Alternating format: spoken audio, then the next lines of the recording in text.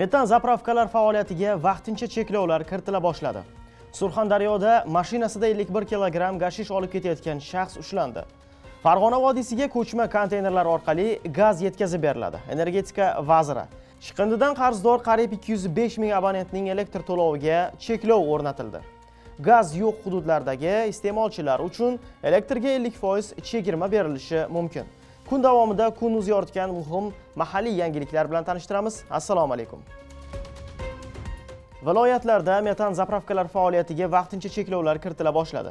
Birinchi bo'lib bu haqda Andijon, Navoiy va Xorazm viloyatlarida e'lon qilindi.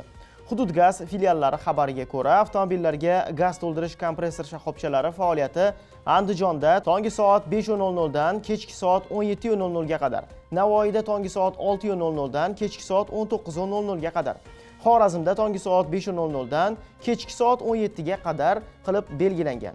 Bu choralar vaqtincha ekani va gaz bosimini me'yorga keltirish bo'yicha amaliy ishlar olib borilayotgani ma'lum qilindi. Energetika vaziri Jo'rabek Mirzamahmudovga ko'ra, 2025-2026 yilgi qish mavsumida vodiy viloyatlaridagi gaz quyish stansiyalarida yuzaga kelishi mumkin bo'lgan taqchillikni bartaraf etish maqsadida ikki xil yechim ishlab chiqilgan. Birinchisi, qo'shni davlatdagi mavjud tranzit trubalaridan foydalangan holda yaqinroq masofadan ta'minotni amalga oshirish. Ikkinchisi, 150 ta ko'chma konteyner orqali gaz yetkazib berish. Avvalroq metan zapravkalar faoliyatiga vaqtincha cheklov kiritilayotgani xabar qilingan edi. Energetika vazirligi buni qo'shni davlatdagi gaz tarmog'ida kuzatilgan texnik nosozlik tufayli import qilinayotgan tabiiy gaz qisqargani bilan izohlagan. Navbatdagi xabar: gazlashtirilmagan hududlardagi hovlilar uchun imtiyozli tariflarni joriy etish bo'yicha takliflar ishlab chiqildi.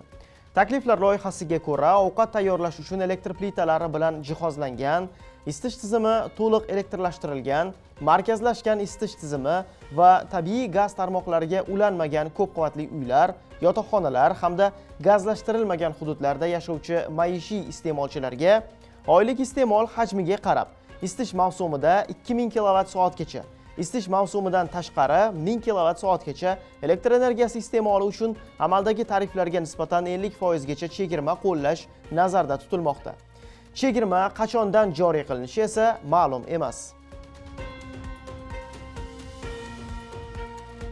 Surxondaryo viloyati va Toshkent shahrida giyohvandlik vositalarining noqonuniy aylanmasiga qarshi tezkor tadbirlar o'tkazildi.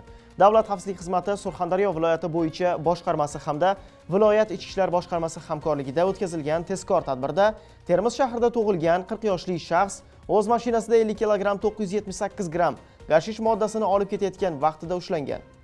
Tadbir davomida ushbu shaxsning Sherobodlik 39 yoshli jinoiy sherigi ham ushlangan. Aniqlanishicha, ular afg'onistonlik narkokuryerlar tomonidan aylanma yo'llar orqali O'zbekistonga o'tkazilgan ushbu giyohvandlik vositalarini kelgusida sotishni maqsad qilgan. Qayd etilishicha, qonunbuzarlarning biri muqaddam shu turdagi, ikkinchisi esa firibgarlik jinoyati uchun sudlangan bo'lgan.